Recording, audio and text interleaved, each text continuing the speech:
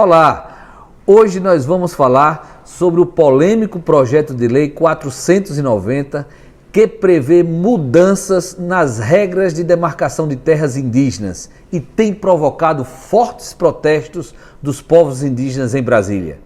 Vamos abrir esse balaio?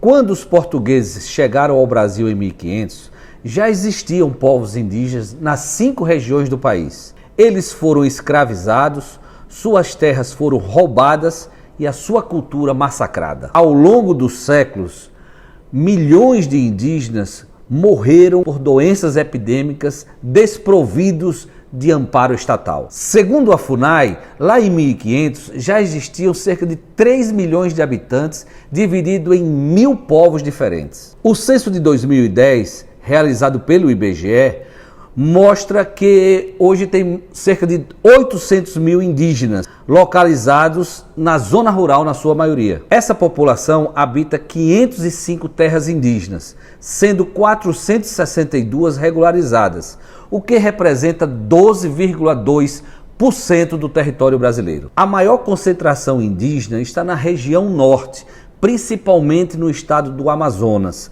São 305 etnias diferentes e 274 línguas indígenas. Pessoas que vivem em situação de pobreza, desnutrição e desrespeito e com alto índice de mortalidade.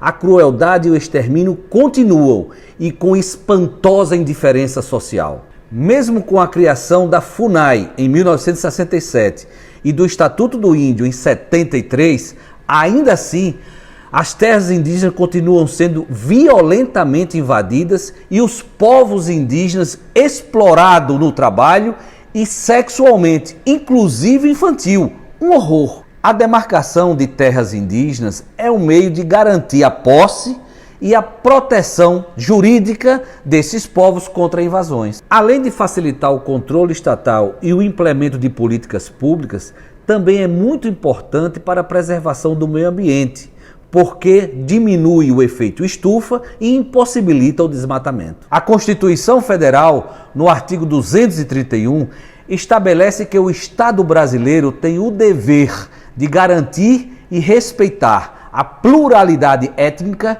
e a autonomia dos povos indígenas. Portanto, a demarcação e o uso exclusivo dessas terras são direitos subjetivos públicos originários. Mesmo com esse sistema de normas protetivas, ainda assim, 85% das terras indígenas são impunemente invadidas e seus recursos naturais ilegalmente explorados pelos grileiros, com absoluta conivência dos governos estaduais e federal. A ambição de gente poderosa pelas terras indígenas é constante.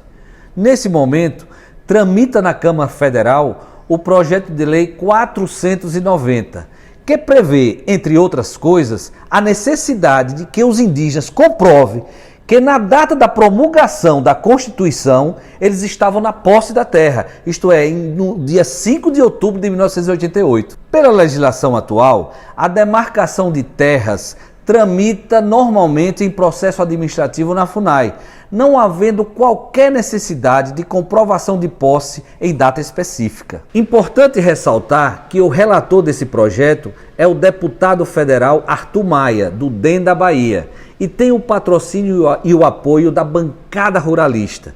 Esse projeto, do jeito que está, representa um grave retrocesso social, além de ser inconstitucional. Inclusive, o Supremo Tribunal Federal, quando se pronunciou sobre a demarcação das terras indígenas da Raposa Serra do Sol, cujo relator foi o então ministro Carlos Aires de Brito, decidiu, com base no artigo 231 da Constituição Federal, que é direito dos indígenas às terras tradicionalmente ocupadas, independentemente de marco temporal.